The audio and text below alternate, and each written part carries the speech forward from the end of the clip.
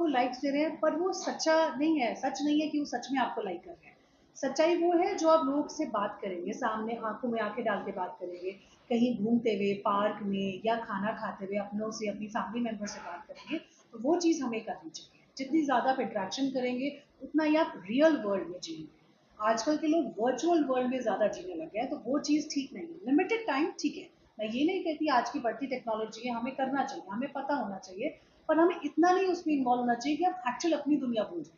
जैसे मैंने आपको बोला अकेलापन हो गया, आपने वही एक दुनिया बना ली है, एक इंटरनेट, तो फिर उसके बाद तो आपको कुछ अच्छा लगेगा ही नहीं। जो उसमें होता है, कोई आपको लाइक करेगा तो आप खुश हैं, कोई आपको लाइक नहीं करेगा आप दुखी हो गए। हाँ जी, हम अपने मेडिकल टर्म से इनको रेड फ्लैग साइंस बोलते हैं। यूजुअली ऐसे पेशेंट्स जो जैसे मैंने बात की लोनलीनेस की, तो ये पेशेंट्स में शुरू से एक सिम्टम्स आने शुरू हो जाते हैं।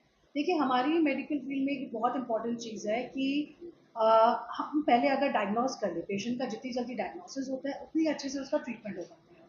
तो ये जो रेड फ्लैग साइंस है, मुझे लगता है हम सबको पता होना चाहिए, जो कि डिप्रेशन की तरफ अक्सर पेशेंट में देखे गए हैं। जैसे कि बच्चे या किसी भी एज ग्रुप में चिड़चिड़ापन, नॉर्मल जो एक पेशेंट जो पर्सन का बिहेवियर था वो अचानक से चेंज हो जाना, ठीक है। फिर हम कह सकते हैं उसका कम सोना या ज़्यादा सोना, उसके खाने की जो हैबिट्स हैं वो चेंज हो जाना।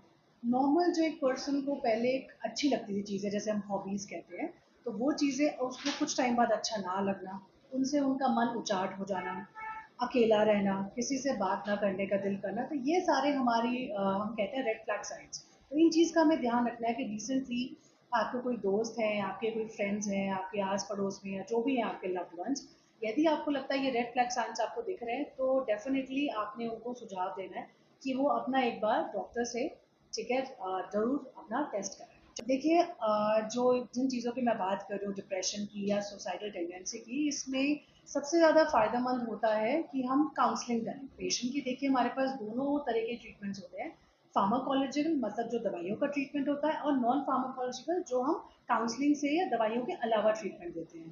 तो आज की डेट में बहुत ज़्यादा मेडिकल फील्ड में एडवांसमेंट कर ली है, हमारे पास बहुत सारे तरीके हैं। तो जब भी हमें ऐसा लगता है कि पहले तो देखिए फैमिली मेम्बर्स हैं, फ्रेंड्स हैं, जो आपके सबसे करीब होते हैं वही आपको समझा सकते हैं। लेकिन इन केस आपको लगता है वो नहीं समझा पा रहे हैं या आप उतना पॉसिबल नहीं हो रहा है, तो आप डेफिनेटली अपने आसपास जो भी साइकाट्रिस्ट हैं, ठीक है, जो भी डॉक्टर हैं, आप उनको दिखाइए, उनसे बात करिए, वहाँ पे काउंसलिंग सेशंस मिलेंगे तो पेशेंट को बहुत हेल्प मिलेगी। देखिए थेरेपी के लिए सबसे इम्पोर्टेंट चीज़ तो मैंने बोला है बात करना, ठीक है। आपको अपनी बात किसी एक पर्सन में आप कन्फाइड करो, आप उन्हें चीज़ बताओ जो भी। देखो अपनी फैमिली से बड़ा कुछ नहीं होता, फैमिली हमेशा दुख दर्द में साथ होती है, तो आपने जो भी प्रॉब्लम्स है उन्हें शेयर कीजिए। इन केस आपको लगता है कि नहीं शेयर कर पा रहे हैं,